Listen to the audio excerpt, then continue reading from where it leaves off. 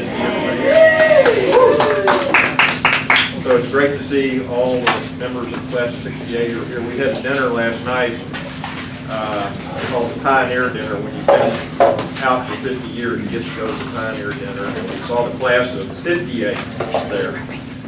And they did a lot of speaking. So we were just glad they were alive. We were glad we were alive. This colloquium is something that Robert Henderson, our friend over here, it was kind of his idea. He's a member of the Class of 68. And, his nickname on campus was the Hulk.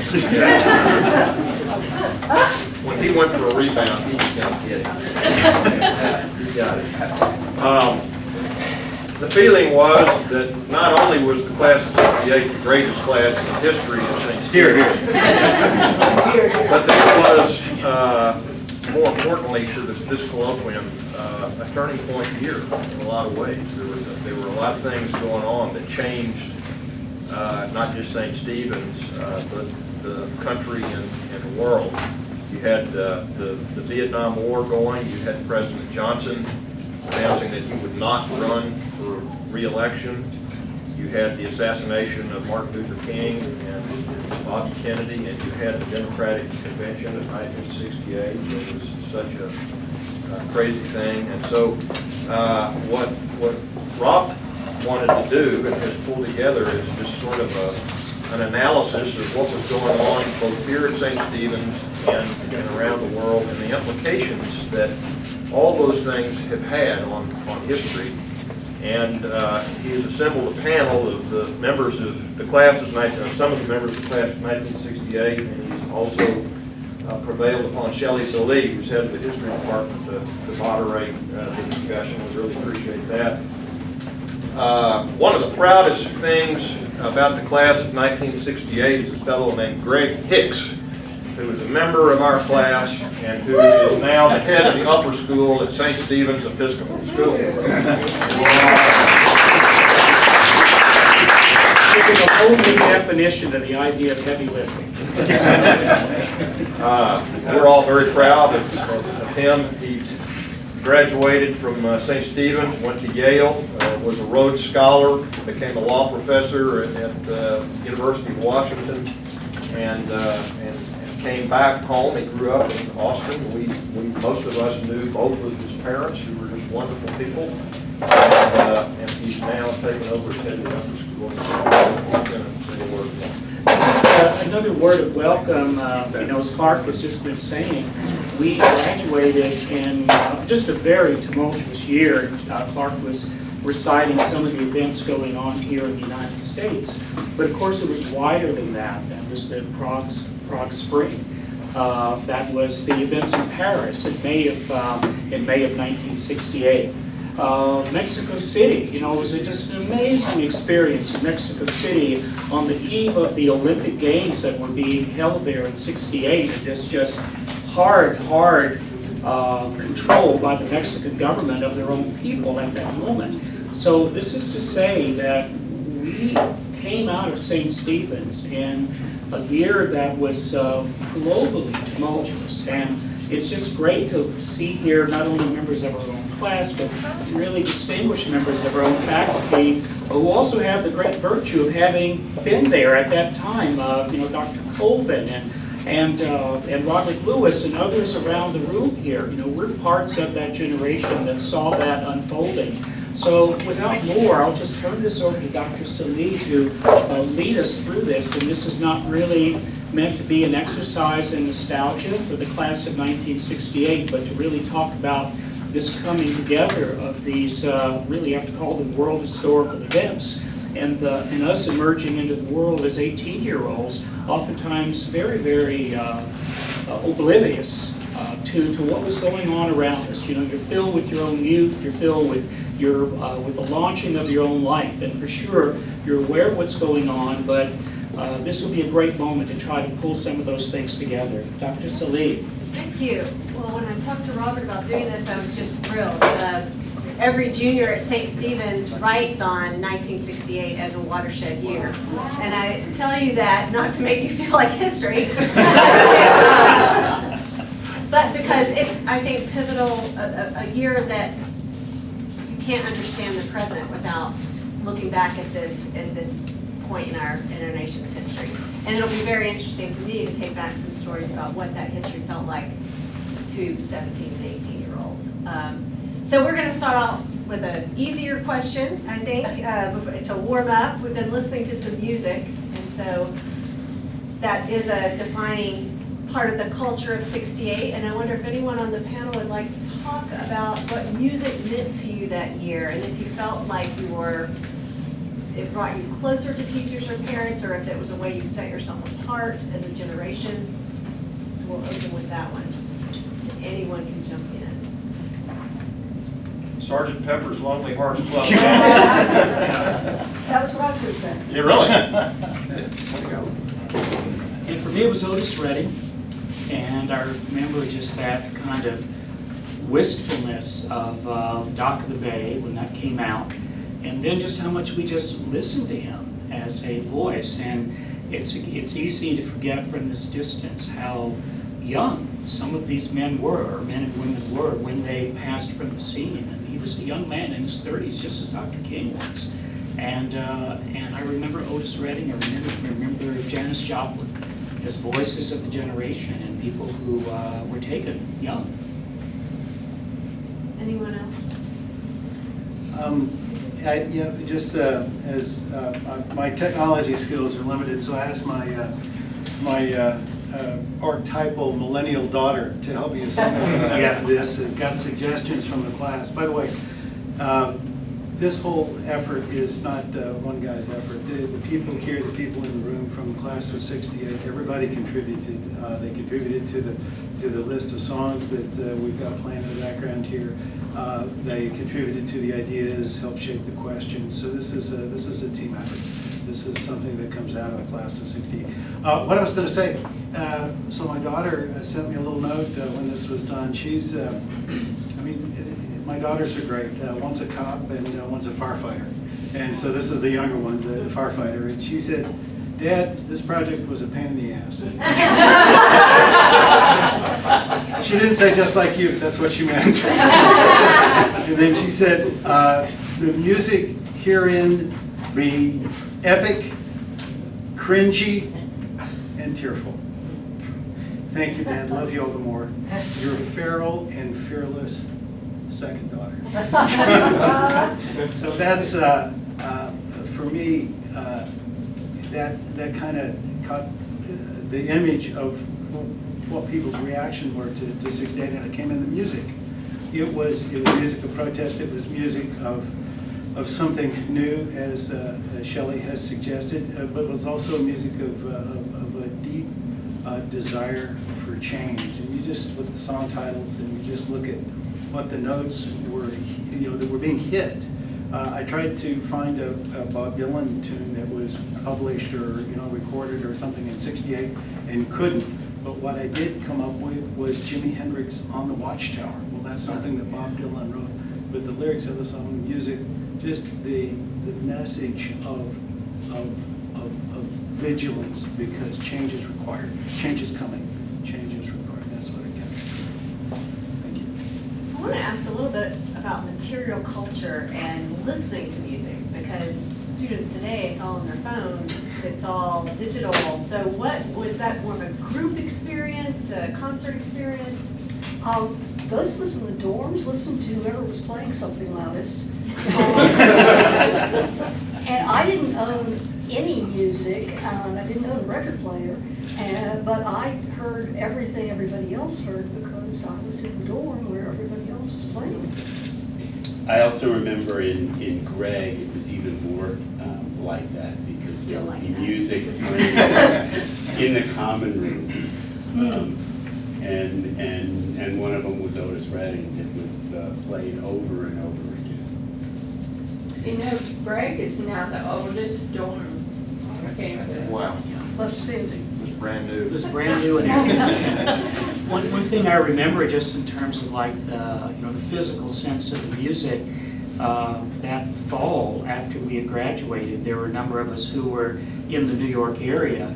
And I don't know, it was about the times and also about being, having left recently St. Stephen's, we found ourselves just gravitating towards each other. And one of our classmates, Tommy Wagner, was a freshman at NYU, and he had gone out, and it was expensive at the time. He bought a copy of the White Album, and it was absolutely brand new.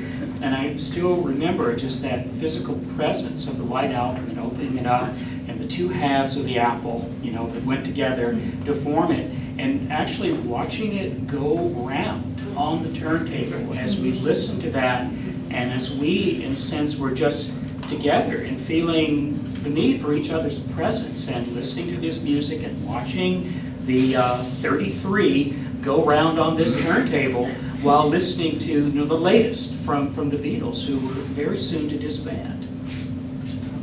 Another artist that was, I think of, because I believe some of us went down to San Antonio to her concert, was Aretha Franklin, who was just coming out. I seem to believe that you and John McFarland and I may have gone down. I don't know how her parents let us go down. You might not have told them. That could be.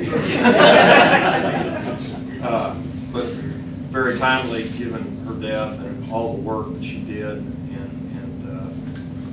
all that she means for race relations, racial reconciliation, respect. There's a lot of that going on campus. I think,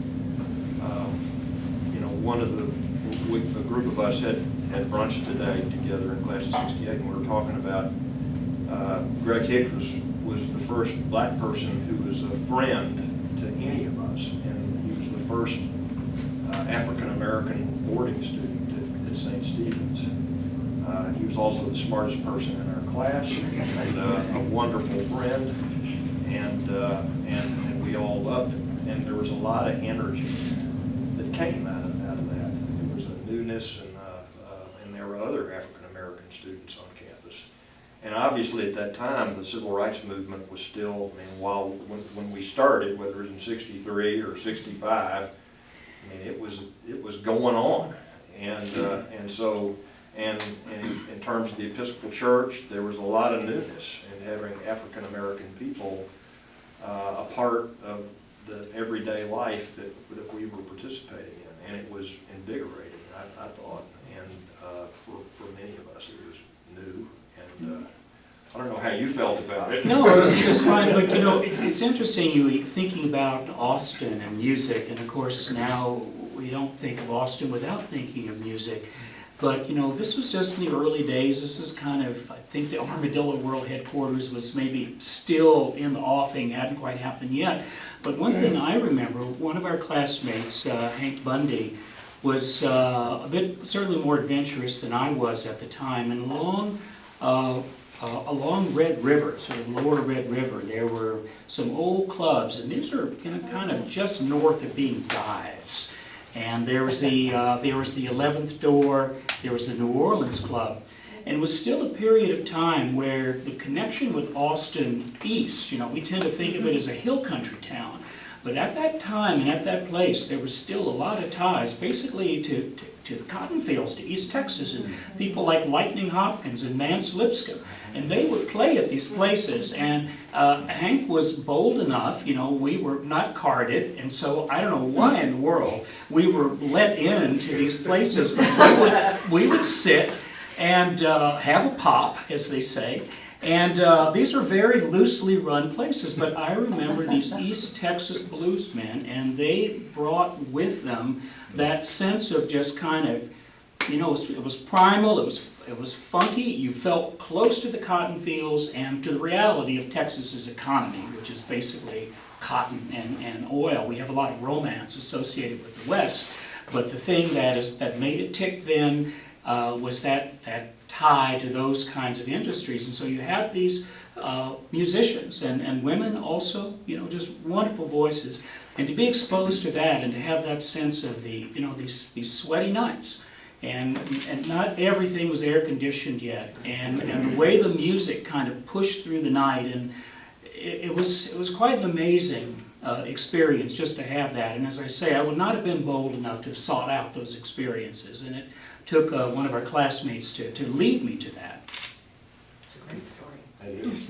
Well, civil rights have come up, so I'm going to skip around a little bit. So who on this panel can speak to the campus response after MLK's assassination, which was one of the most tumultuous parts of '68? Or, good job. Well, I think it was April 4, 1968, that Dr. King was assassinated. I'll never forget sitting in the dining hall with John McFarland and Greg Hicks, and someone came in and said that Dr. King had been shot, and just a few minutes later, somebody else came in and said that he had died. And it was extremely deflating for the same reasons I was just talking about, how energized we were to have the diversity on campus, to be with black students during the civil rights movement, and to develop friendships. And then when he died, there was this sense that, well, maybe this is all a false thing. It's not really going to go forward. And I remember we talked about it, and we were talking this morning, Mr. Becker, I remember being in your English class. I remember, I was going to mention it if you didn't say something. There were, Lawrence Becker, for those who've not met him, was an excellent English teacher. Roseanne Becker, his wife, is here, and a wonderful woman. And we were in Mr. Becker's English class, and we were talking about, a lot of people were mad, wanting to know what to do, and I remember him kind of saying, what is it, do you get mad or do you actually do something? And, what is your response to James Earl Ray? Is it to be angry and to be negative, or is it to think of something that is a positive thing? And what we came up with, I think after talking among ourselves, is that we wanted to establish a scholarship in the name of Dr. King that would allow an African American student to come to St. Stephen's. And this was April the 4th, and the campus really galvanized around getting that done. All the classes and all the faculty, and I remember we had a fast where we didn't eat anything so that we saved the money from the kitchen budget or something. I remember Mike Turk, our classmate, bringing in a bunch of pizzas that night. Everybody was hungry. I think he paid for it. And we went around to the Episcopal churches in Austin and asked for contributions. I can't remember what all we did to kind of try to come up with that money. But by graduation, Nancy remembers that there was a check, or it was announced that we'd raised enough money for one student to come to campus as a Martin Luther King Scholar the next year.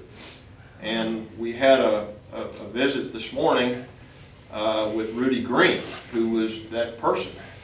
And Rudy and his brother Ricky, Rudy is class of 71, Ricky is class of 86 with Emily and Suzanne over there, and both great people. And Rudy was talking to us about how he came to St. Stephen's, and it was, it's kind of one of those things that you just can't believe the coincidences that occurred. But Mike O'Brien, who was the football and basketball coach here, who was from Fort Worth, where Rudy lived, had somehow run across Rudy's reputation Rudy was first in his class at his all-black middle school or junior high school, all city in football, basketball, and track. It was a time of integration, so that a lot of white schools were recruiting him to come to their school in Fort Worth, and somehow Coach O'Brien found him through his coach and convinced him to come for a visit. And he was not sure he wanted to do it, but he finally decided that he would. And it was a great conversation that we had earlier today, in which he discussed kind of his thought process of coming, his immediate reaction to coming to this campus, how unusual it was, how far out in the middle of nowhere it was, and being very homesick, never having been away from home at all before. But I mean, Rudy went on to be an excellent scholar at St. Stephen's, and was all conference and all sports, and is a very fine human being who gives back to this day. Went on to Yale, and I think we didn't get in today to his, he went to camp with the Detroit Lions, I think, after Yale, and I think that he had an injury and a hip problem that bothers him to this day. But he ended up coming to law school at the University of Texas, and after law school practiced law with a private firm, and then became general counsel to Prime Cable Company. And that was a good company to be general counsel of. And they were sold several years ago, and Rudy then became director of compliance for the University of Texas, and then moved to the University of Miami in Florida to be director of compliance there, and has now moved back to Austin with his wife Joyce. And he and his brother Ricky have decided that they want to make the Martin Luther King Scholarship Fund an endowed fund now. And they have made significant contributions to it. And I hope the class of 1968 and anybody else listening or watching this video, list cards are available. While this is something the class of 1968 started, it's something that all we really did is raise enough tuition for one student for 1 year. And I think Dr. Allen Becker, who was the headmaster at the time, found one or more other people who kind of kept Rudy in school in terms of paying that tuition or making contributions to fund his education and to keep the Martin Luther King Scholarship going. And but it apparently, after several years, kind of stopped. It just didn't, it was not endowed. It was funded on a kind of time-to-time basis. And so what Rudy and Ricky are trying to do is endow it so that it can be sustained for all time as a benefit to St. Stephen's, and generate the diversity of bringing excellent black students and other students to campus who can be great representatives of this school out into the future. So that's one of the things that happened. That's an important history to get on video. Yeah. One of the aspects about that, just to brag on Clark a little bit here, one of the first things that was tried was to go around to all of the parishes, Episcopal parishes here in Austin, and Clark was able to get us a visit at Good Shepherd Church, and the rector at the time was Sam Baxter, and we had these series of meetings with the vestries in the churches around Austin, and some of them were very chilly meetings. They definitely were. But Clark reminded us earlier today that Sam Baxter was able to use his discretionary fund to make a gift. It was important just as a symbolic gesture. So one of the things, we have this notion now of from the hill to the world, and I think there was a little bit of witnessing that was going on by students of St. Stephen's going around to the Episcopal vestries all around Austin. And I guess sitting here now, I have a better feeling, a better understanding of how useful that might have been, how young we were, how young we would have looked sitting down with these vestries and making this request and making this appeal. And Clark's leadership in that was very important. Although we got turned down sometimes. We got turned down, I think more often than not. But it's just being there and asking was an important thing. Yeah. Can I make one comment? Clark, the thing I remember was the anger that the class had. Yeah. And you were talking about burning something down or breaking something up. And I said, Lord have how mercy. is that going to honor Dr. King? Yeah. And that was the turning point. But I remember y'all having yard sales on campus. I mean, selling books and and it went on more than that year. I mean, it continued. Right. And that We was, challenged the class after us. yeah, raised another I don't know year's how many worth. years it went on, but it went on more than one. So it was Wow. yeah, I remember it well. Rudy's brother Ricky was a Martin Luther King scholar also 15 Okay. years later, so it went on at least 20 Yeah. years. But Yeah.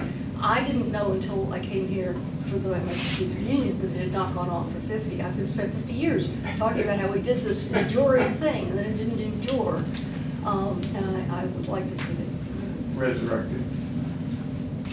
May I say something about this?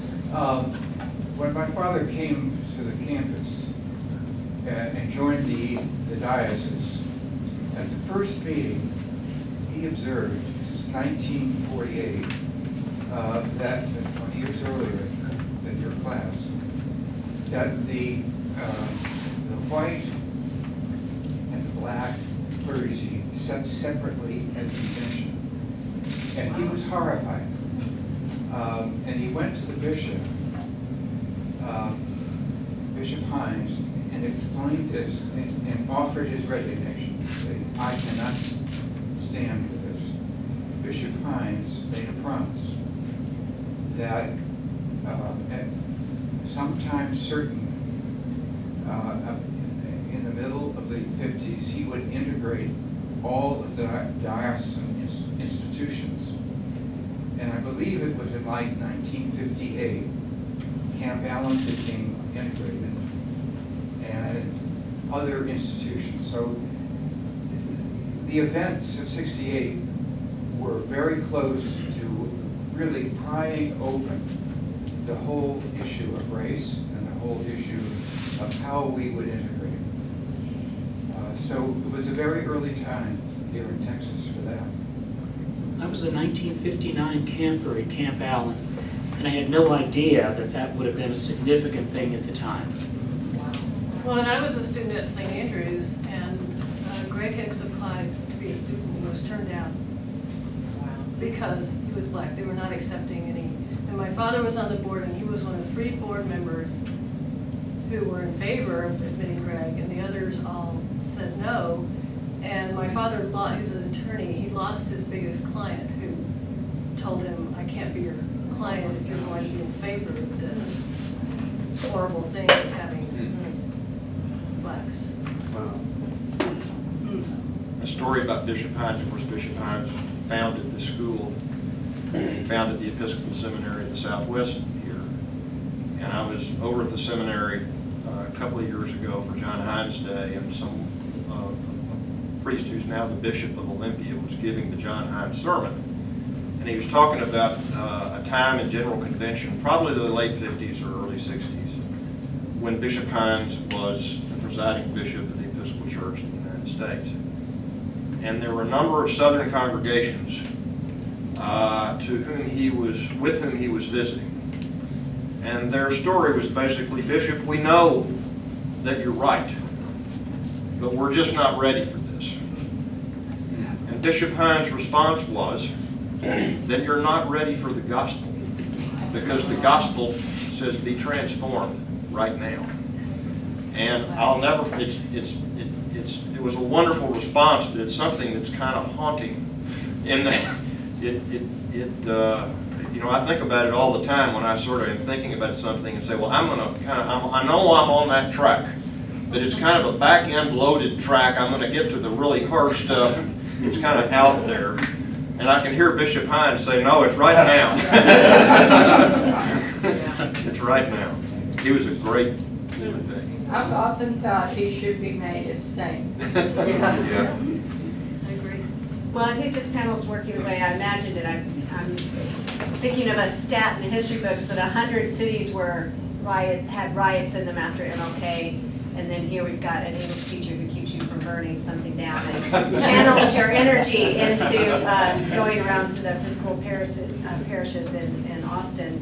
But maybe we could just take a moment, the dramatic moments intersect with personal history, but maybe each person could just talk about what do you remember most about 1968 at St. Stephen's, and, you know, Can we talk about our teachers? yes, anything. You know, what was your memory of 68 when you think back on your senior year? Well, I was gonna go back to teach all my teachers. I Okay. mean, the teachers that were most Sure. memorable, including 68. Well, of course, we were lucky to have Mr. Becker here. I was fortunate to have for 2 years of English and for tennis teacher, and just phenomenal. Mr. Tishner, who was our 9th grade history teacher, I'll never forget the assignment we had when we were studying the New Testament, and he said, I want you to read 1st and 2nd Ephesians and tell me if the same person wrote both of them. And we had to look at the text to see were they both written by Paul or one. I mean, it was just like, and that got me interested in critical thinking and reading Bible. And then I was, my first year at Stanford, I was a religious studies major and later did some graduate work in theology, and it all went back to that experience. And then the other thing is that Halsey Tishner taught this class called Urban Dynamics, and that was eye-opening. One of our assignments was to go to a store in East Austin and see what we could buy on a welfare budget. And talk about an eye-opener for those of us who'd grown up very comfortably, to see what that was like. And then I wanted to mention Catherine Respis, who was, I want to cry because I know she just died. Was such a role model for me because of her phenomenal intellect, her being so articulate, so caring, and such a phenomenal teacher. And I'm sure that part of the experience of her as a role model was part of what led me to my involvement in the women's movement over the years. But I want to tell a story about her that's pretty funny. When I moved out, because it was mostly boarding school back then, and so I felt left out being a day student. So I was a day student 2 years. And then I moved out my junior year, and I was in the dorm, Freeman, I don't think it exists anymore, right? And then she was in that dorm. So I used to go over after school every day to see her. So finally she told me, after a couple of weeks, Molly, I think you should get to know some of the students here. So anyway,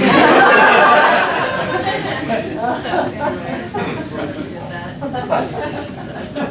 That's exactly how she would say it. Yeah, exactly, very polite, but hint, leave me alone. So, and just the last thing about the impact of St. Stephen's, we did GED tutoring, some of us in Montopolis and East Austin, and one of the people I was assigned to tutor was an African-American woman who was living in one room with her children, and she was my age. And I was just, so, it was just such an impact on me to see how her life and my age, at the same age, was so totally different, and that had a huge, huge impact. So, wow. And then I'll talk about college later. Other 68 persons. I was a faculty kid. Halsey Tishner was my dad. I had a completely different experience, which a number of us have talked about. I kind of viewed St. Stephen's being started in 1950, which was the same year that many of us were born, as going through a similar teenage development in which there were a lot of crises, a lot of problems that occurred. Some of them got solved, some of them didn't, some of them continued to exist later. And I think it was particularly acute for me because I knew from the time I was, say, 13 years old that I wanted to be an aeronautical engineer. And at the time, St. Stephen's was primarily focused on the humanities.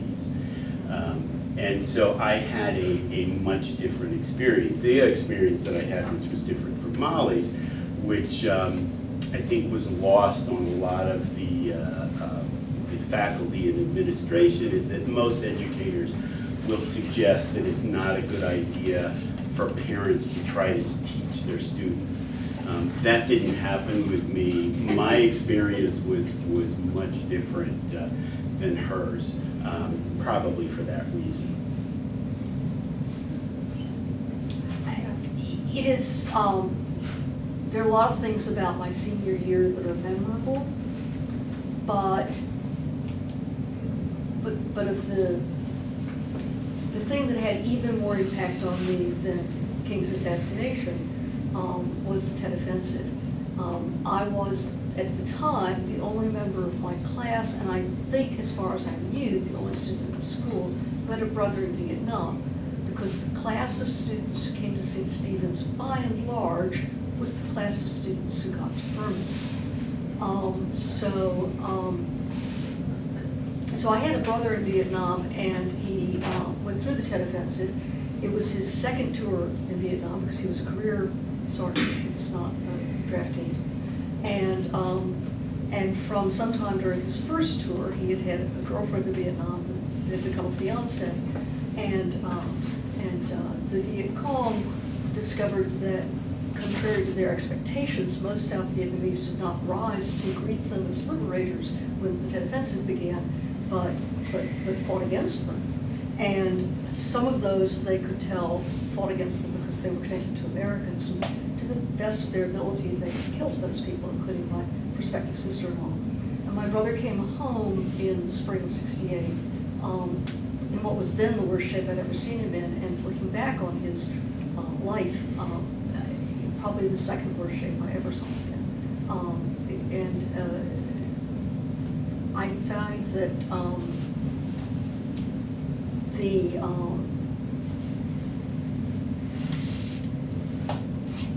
the fact the Vietnam War was not more of a topic of discussion in St. Stephen's drove me crazy. Nobody expected to go fight. And we had differences of political opinion, and nobody really wanted to have friendships end over it. And I don't know that I was as outspoken when I was 17 as I am now. But it was a difficulty. And I will say that one of the things that Stevens had done to prepare me for it, and if anybody can remember who did this, let me know. Some teacher our junior year, which was the first year I boarded, like Molly, feeling left out in town as a day student. Some teacher I had asked us for some part of the year to follow a news story of our choice being covered in 2 different media. And I remember my roommate, Roberta Collier, picked something else, but I picked the Vietnam War, because that was the first year my brother was over there. And I followed it in Time and Newsweek, which I thought of before I did this as equivalent. And week after week after week, we were winning the war in Time and losing it in Newsweek. And they didn't either of them say anything factually inaccurate, but the news reporting had a bias in terms of selection, arrangement, expression. So that in many ways, it seems prepared me not only for being an extremely active member of the anti-war movement the next few years, but also prepared me for an era in which we are beginning to realize that all media are biased. I knew that by the end of my junior year.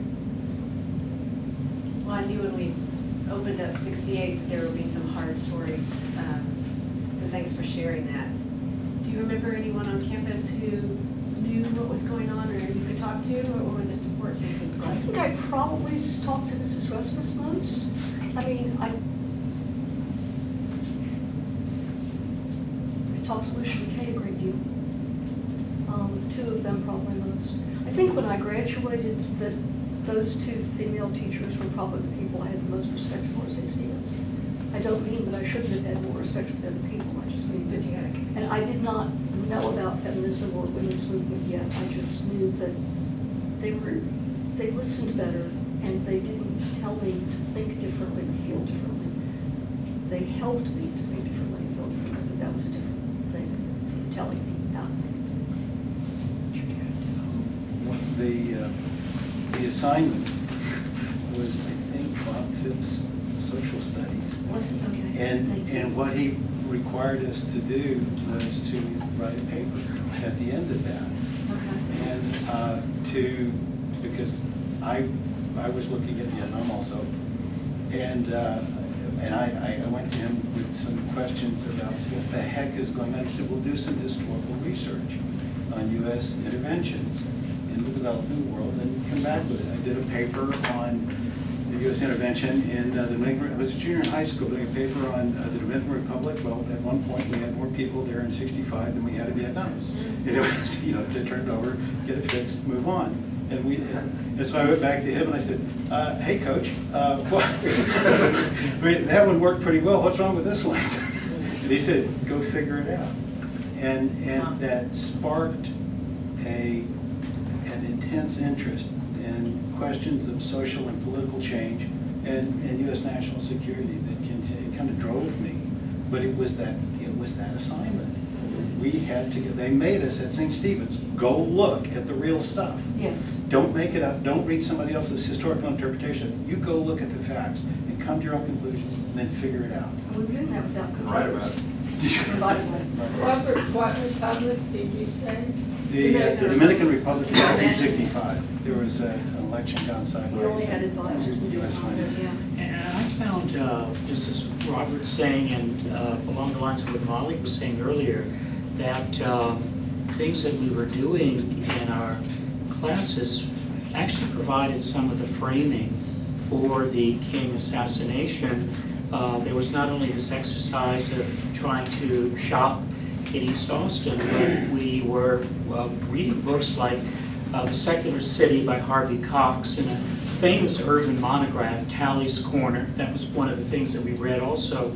And so when the assassination occurred, part of the framing seemed to be about the movement that Dr. King was moving towards of poverty and race. And it was the garbage strike there in Memphis and the conditions of the people. And so when it happened, it was certainly racialized, but part of my understanding was from what Halsey Tishner was teaching us about these disparities of wealth, and they might align with race at times, but class and division. And as things just began to fly apart later in the summer, somehow that framing that we had got in urban dynamics and real focus not only on maybe the biggest, most salient issue of the time, which was race, but really focusing, as Dr. King was focusing, on these issues of class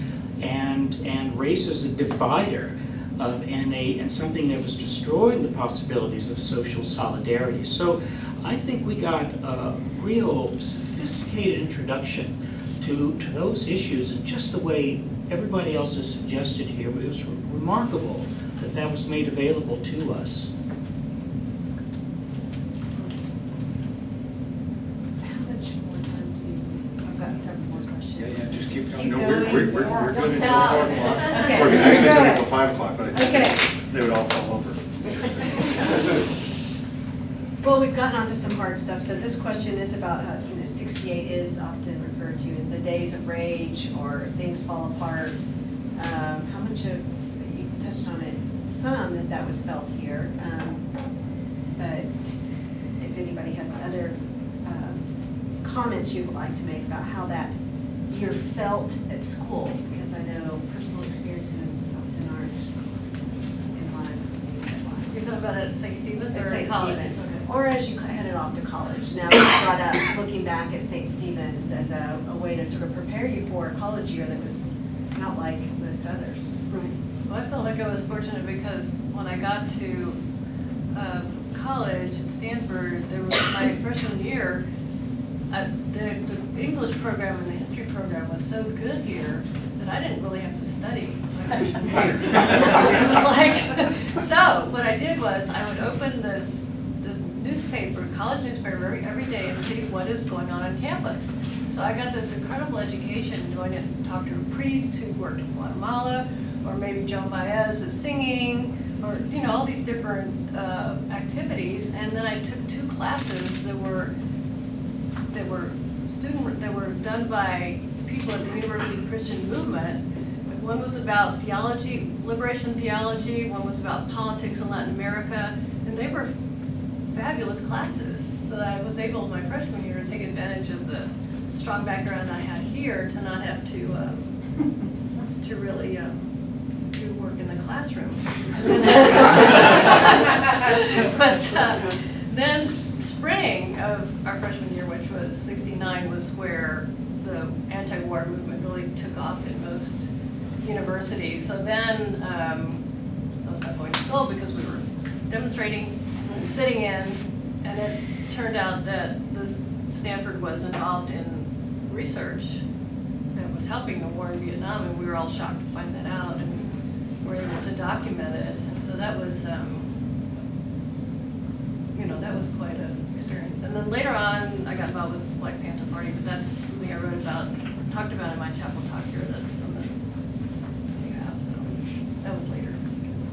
Yeah, Molly has shared that, a very neat history that she talked about in chapel. So. I recall something a little bit later, which was the invasion of Cambodia in 1970. We were, it was a Sunday night, and there was a large group of students, probably 50 to 75%, that congregated in the chapel and decided to go on strike. And Princeton was the first school, as I remember, that went on strike. I think one of the things that really had impacted me was that the person that was next to me sophomore year had come back from Vietnam after being there for 2 years. I think he didn't do well in school and dropped out for a couple of years. And periodically I heard a large thump at night, and I asked him what it was. Every time he heard a loud noise, he would instinctively roll out of bed and climb under the bed. He had no control over it. And I think that really impacted me as to what it did. And I'm sure probably he developed PTSD, post-traumatic stress disorder, as a result of that. I became active in the anti-war movement as soon as it became active on my college campus, which was the spring of my freshman year, as one of you just said. And at my college, it stayed very nonviolent. The college shut itself down for a while when we invaded Cambodia and so on. But we did sit-ins, we did lie-ins, we did die-ins, we did marches. And I was at an Ivy League school. Not only were there no Vietnam vets in the undergraduate population, but there was only one other undergraduate student who also had a brother in Vietnam. And he and I are still friends to this day because we became friends arguing with each other because I said, you love your brother and he is being put in danger by this war. You need to get the war stopped to bring him home safely before something happens to him. And he said, to support the troops, who include my brother, you have to be in favor of the war, you have to be in it. And so we had that argument for all the years we were undergraduates together. But my brother was very disruptive of that argument because he would come in on leave every year and spend a week telling secrets about things that were going wrong in Vietnam that weren't news to the anti-war movement at Brown. Because he would speak at your... He wouldn't speak in public, he would quietly share secrets. And he said he was a professional soldier, he put 20 years in the Army, and he said it was an unprofessional war. And the sooner we got it cleaned up, the better. I think there were a lot of themes that were going on campus and in the country when we, all the time that this class was on campus, 65 to 68. It was kind of the end of the post-World War II glow. Growing up in the 50s, we were all told and felt that, our parents had won World War II, that America was the best and strongest country in the world, the land of the free. So Mr. Phipps told us it was really the Soviet Union that won That's Yeah, right. yeah. Mr. Phipps told us that it was But- wrong to drop the down bombs. We, Go ahead. we were starting to doubt that. I mean, and I think you started to see, you mentioned the role of the press, and there may have been bias in it, but, you know, the Vietnam War didn't make sense. The press was starting to point out in graphic detail, the way it never had before, that we weren't winning. And not only were we not winning, but we may not be right. I mean, and that developed this huge division in our country from which we may have not yet healed, in the sense of people who, doggone it, we've got to win, and the Kennan containment theory of anti-communism had to be sustained, and we needed to salute the flag, and if you wouldn't do that, then, you know, you were less of a person and a citizen. And people who were just, you know, I mean, you saw this grow all through the late 60s, all through the last half of the 60s, of this isn't making sense. Right along with, you're hearing Dr. King and other civil rights leaders basically saying, you know, what you've been told about this great country doesn't apply to a whole lot of people. And so there are a lot of things that just aren't right with our leadership and with the direction that we're going in. And so what do you do about that? And no one really knew exactly what to do about it, but there's a lot of, I think it created a lot of anxiety, you know, and to me, the good part of St. Stephen's during that period of time was that we were a very intimate community. There were, you mentioned somebody today earlier, 200 some odd, how many people? Students. Senior year, we had just over 200 students. 8th through 12th. And so we all fit in the chapel, and I know for me, the chapel in all those years, but certainly in 1968, as we got ready to graduate, the chapel became a central point in my life and a central point for my relationship with my classmates and the other people here. And I really felt a part of a community that was separate from the one that existed in my family, that was right in the middle of all this anxiety, and yet we had very close, loving relationships. I thought that were healthy and that were centered around that chapel. And, you know, I left here thinking I wanted to be an Episcopal priest, so the devil got a hold of me later.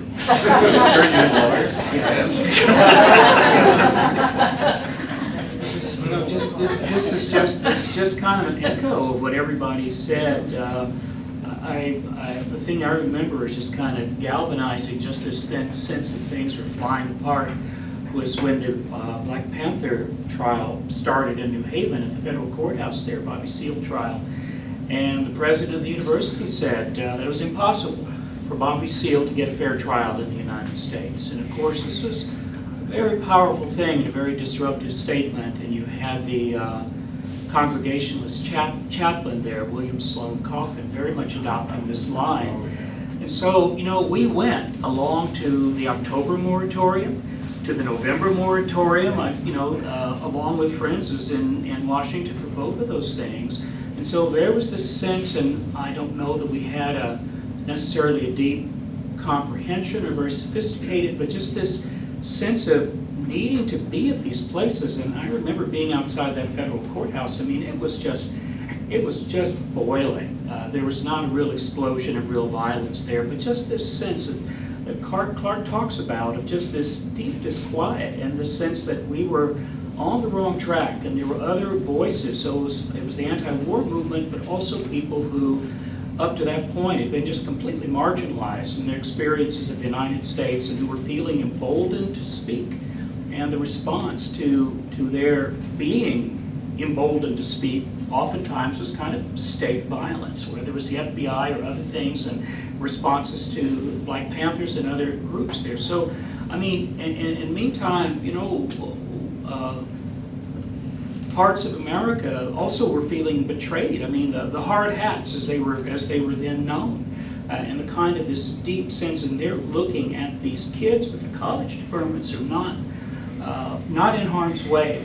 And especially when Nixon abolished the draft, which I thought was an unbelievably shrewd thing to do.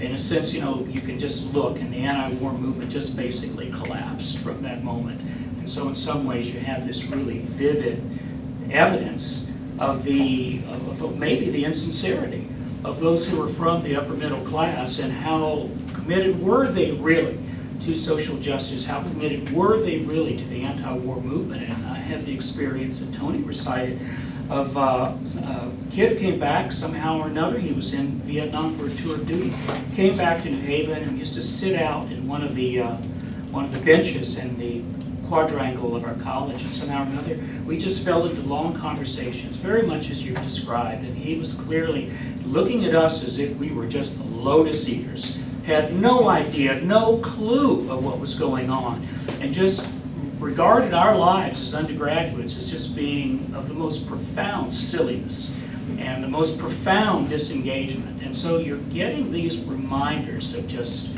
this dissonance, of just this, how, you know, the state of turmoil and the state of disconnection. Do you think that brought us together? Do you think there was that helped our class and our community here pull together? I think what you said, I mean, that earlier thing I was describing of sitting in Tommy Wagner's room, what brought us to that room? I think, you know, all hell was breaking loose, and we sought out each other because we were members of a community. We'd been together, and we just gravitated to each other, and I think we did carry something with us from this place that made it a little bit, I don't know, more manageable, not better, maybe. I think Clark hit the nail on the head for me, certainly, because the trajectory of things that we learn about America, learn about the United States, learn about Texas. You know, you get taught history in the 7th grade, you get taught in the 8th grade, get it again when you're a junior in high school. And one of the things that the Tet Offensive did was just kind of broke everything up, and nobody could deny that this was going well from that moment on. It was not going well. And I kind of it took me a while to absorb that, and it really didn't come home until spring semester, freshman year at Harvard. The anti-war movement arrived, and our main administration building was occupied early one morning, and my roommates and I, poor little puppies, you know, 19-year-olds from where we were from, awoke to between 10 and 15,000 people shouting, "Sieg Heil, Sieg Heil, Sieg Heil," as the state troopers assaulted the administration building and the whole people left. Now, there's nothing wrong with the college reasserting control over the administration building, but the shock of coming out of a dead sleep to hear something that you'd only seen or heard in movies, and all of a sudden something else is going on.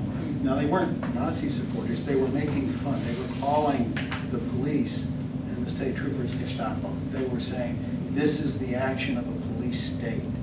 And the theme that kind of began, we've talked about it today, is that there was a very strong reaction of state power being applied inappropriately to social and political issues.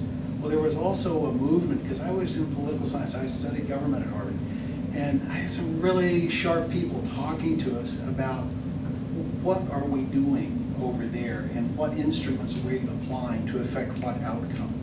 And it really got a lot of people thinking. We'll come back to this, but later on, I think it actually changed the way the government of the United States, the body politic, thought about overseas activities, about overseas interventions. The Vietnam syndrome. Exactly. And when I got my first job out of college, it was a terrible depression in 72, 73. Maybe you weren't there, but I was there. I worked as a security guard, First Naval District headquarters in South Boston. And so I got to meet a lot of sailors, and I got to meet a lot of, so a lot of security guards were ex-Army, ex-Marines, and so on, coming out of service. These people were broken. This was a shattered, the armed forces were still there, we weren't defenseless, but the morale, the sense of why we were there, the stories that I heard from guys who'd been there, as you're talking at 2:30 in the morning trying to stay awake, watching an empty building. Just to talk to other guys about what they've been through and where they're coming from. And there was just something profoundly wrong. Change was required. I keep coming back to the theme of needed change. You know, there was something in the air about that. It was very, very. May I ask a question? How many of you know that we had a graduate of St. Stephen's who was convicted of being in the Black Panther movement? Not too many people know that. Marilyn Buck. Yeah, and her She brother was was in in the the Black at the Panther. Naval Academy, I believe, at the same, you know. Marilyn Buck was in the Black Liberation Army, she was not in the Black Panthers. They hated us, because they were much more radical. And she also was involved in the armored car. Right, right. She went to jail my senior year, which was the year most of these people were out of school, but I had taken a year out during school. So she went to jail in '73. I knew Marilyn when she was a senior my freshman year, and I knew her brother Louis, who was behind her, Louis. And my father was friends with her father, so we actually saw something of the families. Well, I taught both of them and coached Louis on soccer team, so. And the fact that St. Stephen's produced Marilyn, who wound up Maricopa County Jail for years. Marilyn went to jail because she participated in violent action for the revolution. I kept trying to get arrested in Providence, but Brown students couldn't get arrested in Providence. They were very careful about that on the police. If you had an ID from the school on you, you were sent back to school without getting arrested. And if you didn't have an ID from the school on you, then they sent you back on the grounds you'd left it, on campus. But you had my attitude. Jay Turk dropping out of college. He was in the class ahead of us. He was the older brother of our classmate Lecter. And thinking about going to Canada to evade the draft, and then deciding that it would be more honest to let himself get drafted and go to Vietnam, which he did. The fact the school, which was not very big, produced just that range that I know about, and much more, Motley, for instance. I find myself thinking that someone said last night that this was a place we learned to think for ourselves. And I think that is the truth of the matter. We got taught to think for ourselves. It was a shock to some of our college teachers.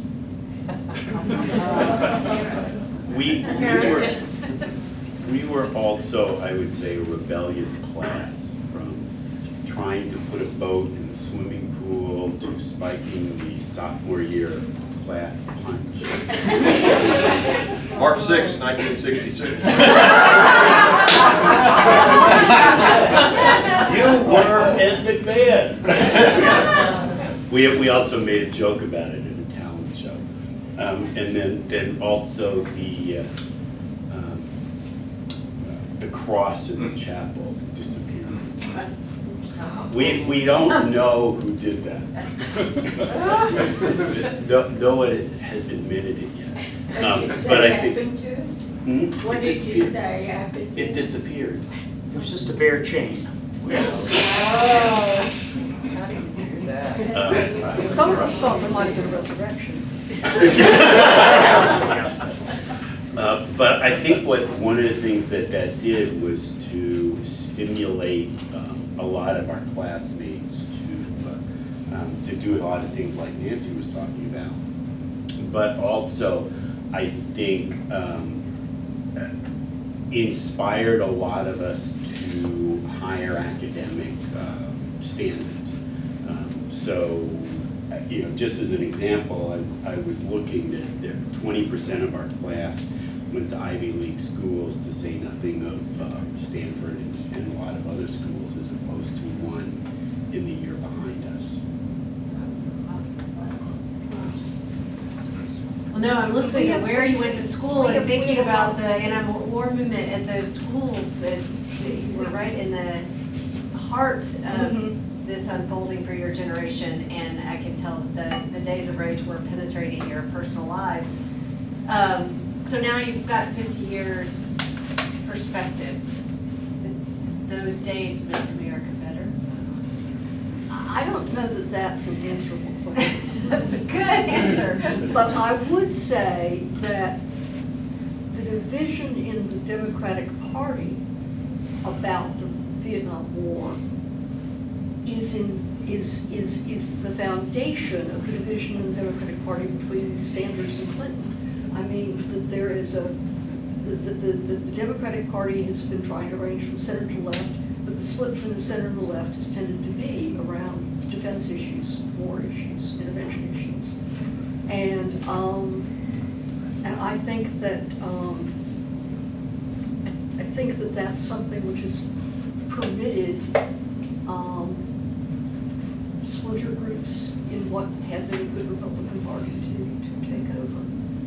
I know I'm saying something partisan now, I'm sorry. There we are. I think there were lessons learned. I mean, I think the Vietnam War produced some wisdom.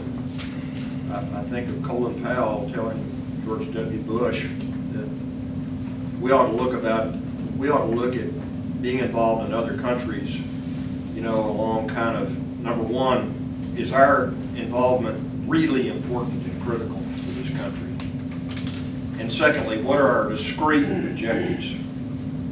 And third, if we're going to go with overwhelming force, get done what we set out to done, don't expand.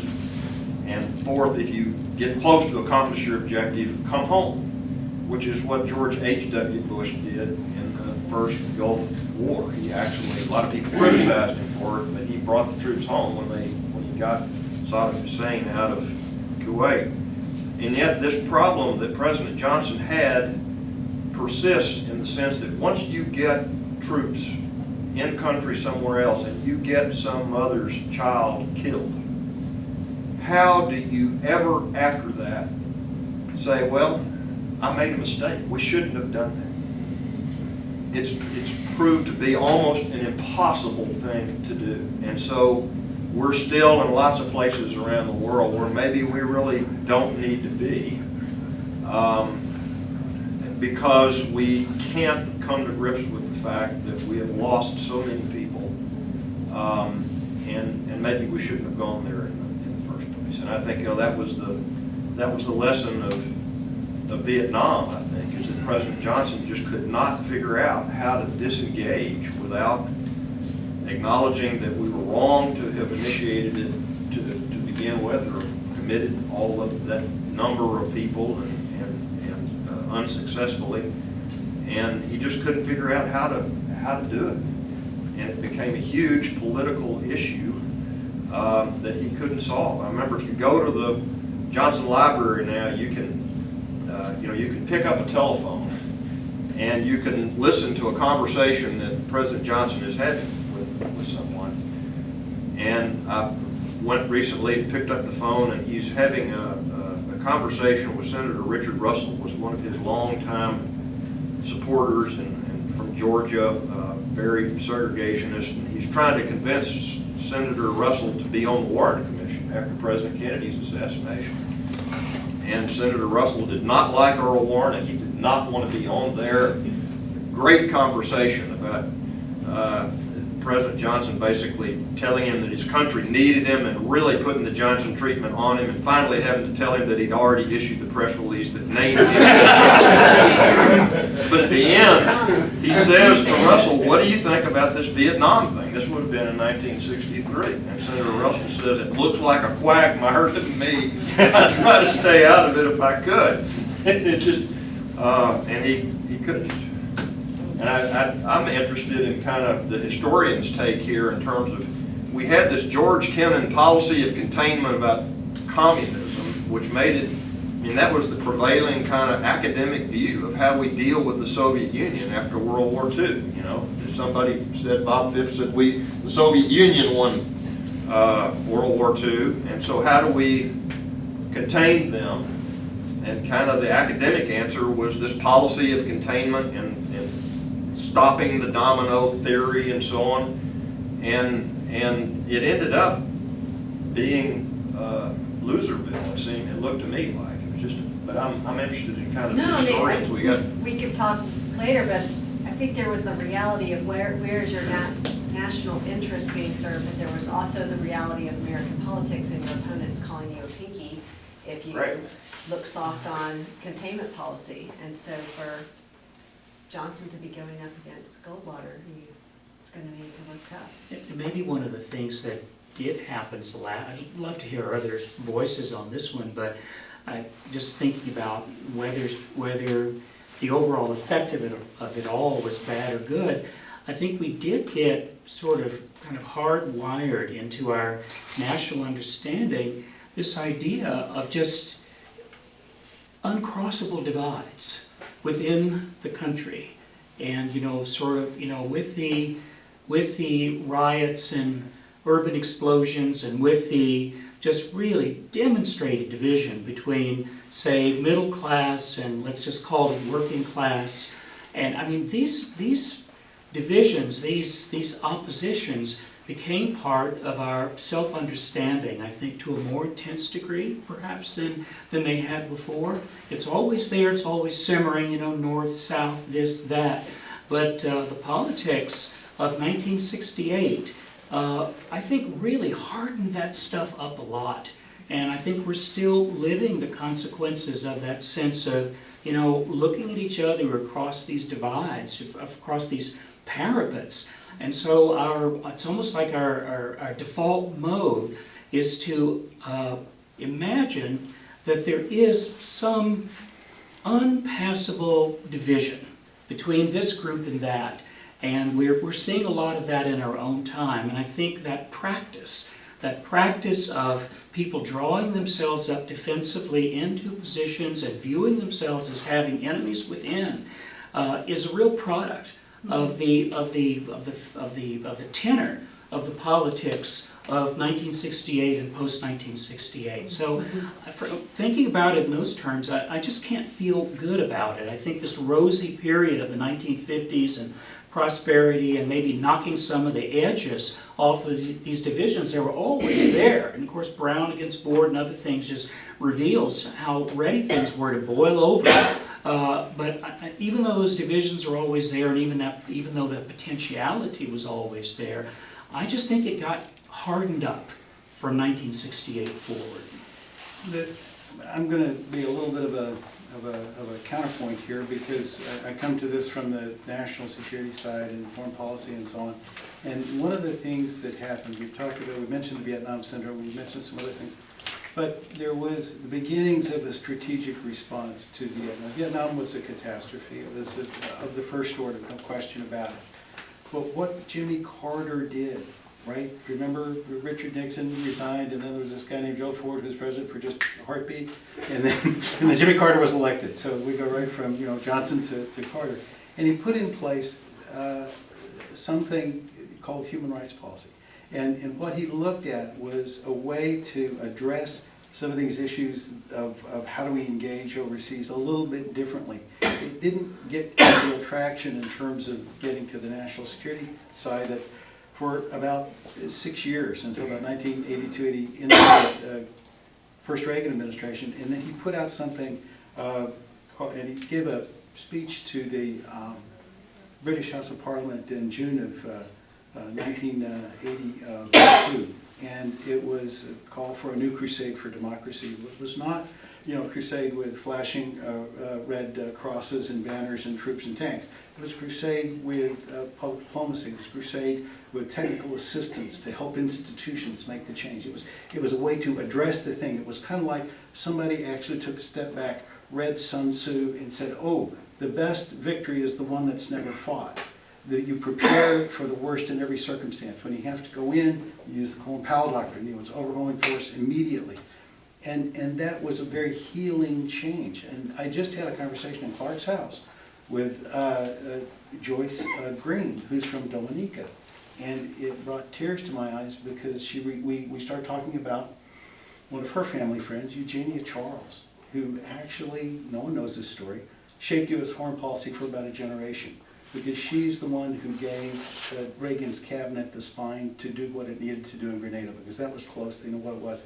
It wasn't about, left, right, socialism, versus, democracy or republicanism or something like that. It was about, do you want thugs with guns in charge, or do you want voting and accountability? Do you want vertical accountability across institutions across horizontal accountability across institutions, vertical accountability down to voters, or do you want thugs with guns telling you what to do?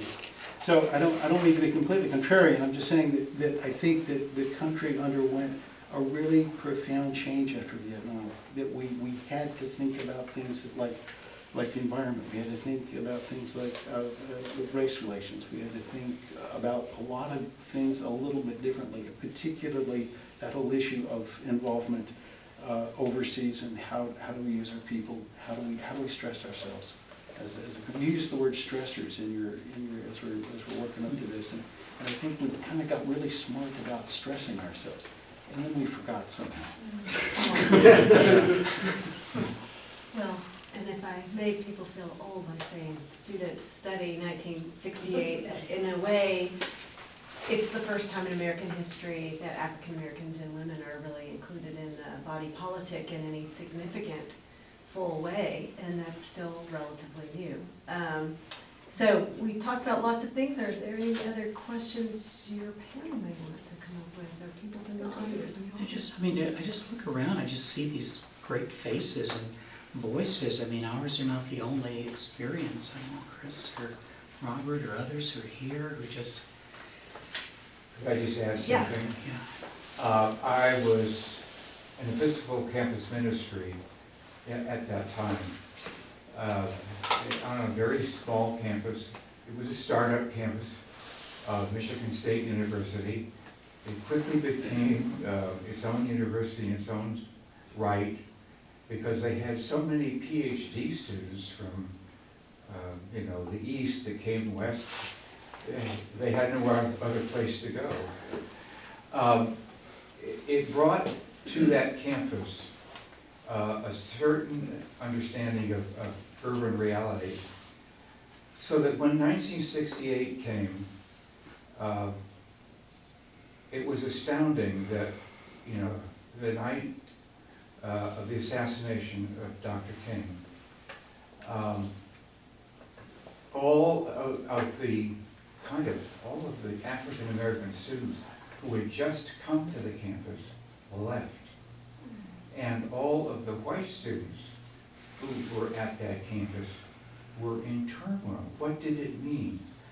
And I remember sitting up all night with my colleague from the philosophy faculty, and we kind of talked down. We probed, what did they understand about this decision?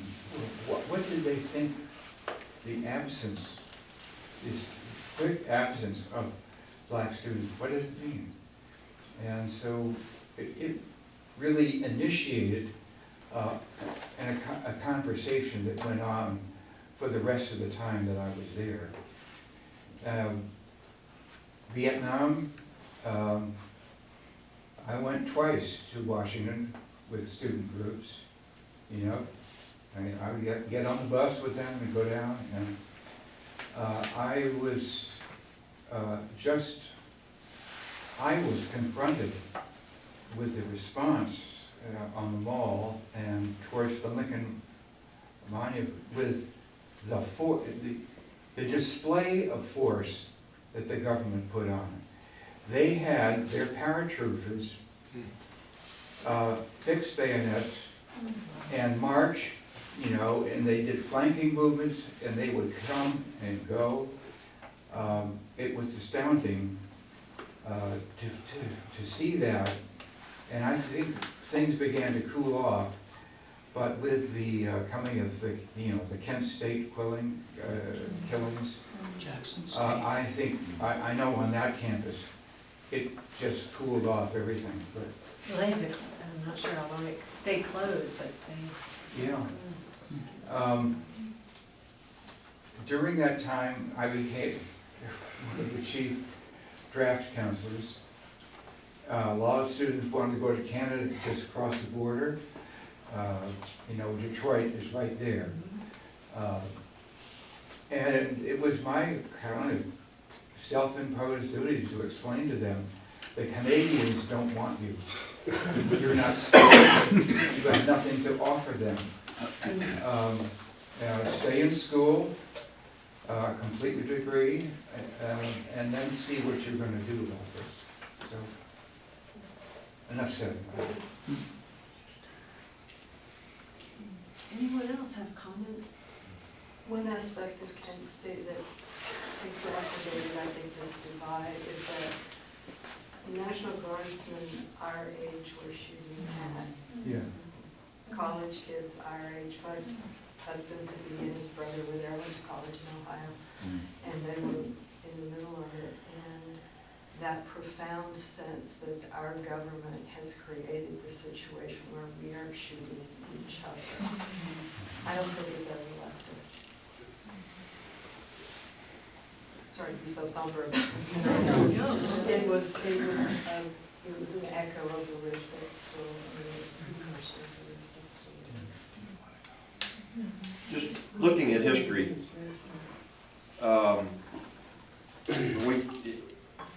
beginning really in the mid-60s and 63 with the assassination of President Kennedy, we have been on a path of creating big division in the country. And in my view, these are all issues that have been working themselves out in one way or another, but we've also created a reactive culture.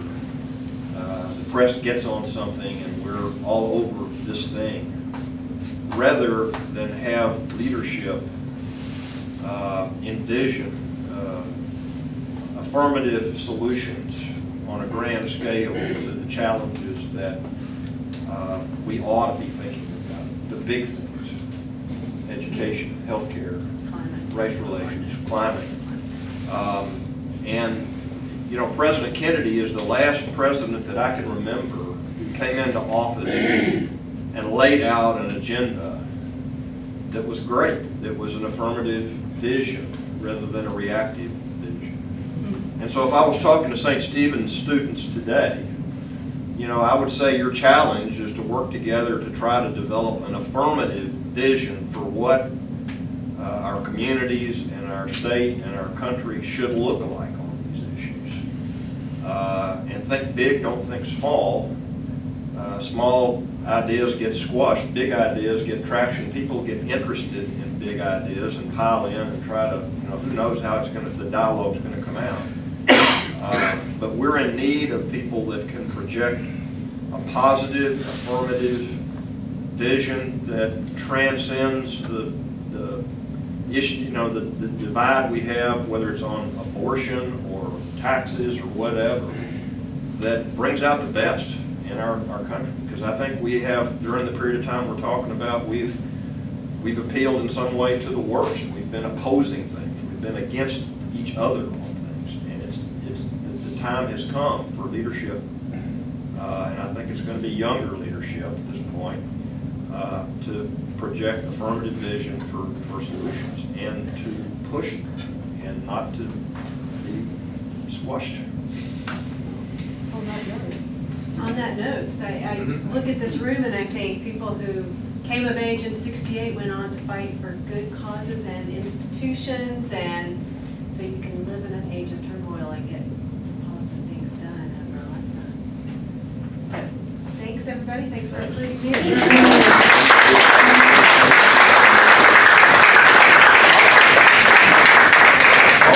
Remember to vote. They're all just Early DVR. Knock on doors. Oh, I would love to see.